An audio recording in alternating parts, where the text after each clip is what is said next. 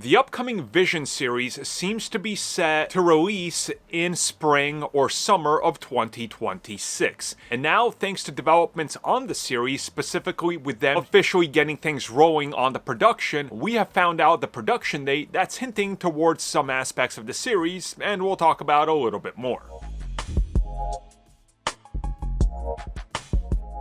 Okay, so let's talk production updates. So the working title of the series has officially been revealed, and it is simply Tin Man.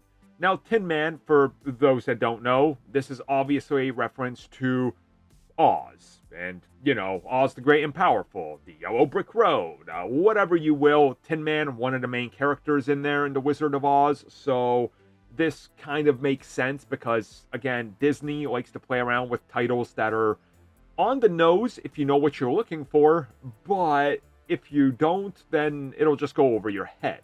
And in regards to this, apparently this will somehow tie into the ideas behind the series, which again makes sense because Tin Man, Ultron, Vision, animatronics, robots, whatever they explore in this, here you go.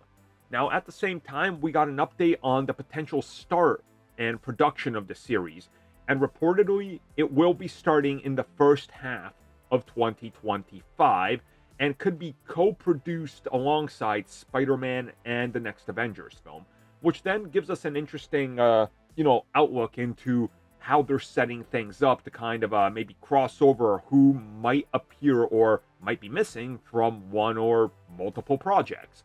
And if that's the case, if you have Vision dealing with Ultron and you got this whole other subplot and story going on over here, depending on its placement in a timeline, could be a prequel, could be running parallel, so they got some room to deal with in terms of how they roll it out and how they position it. But also, it sounds like that they're definitely aiming for that 2026 release date.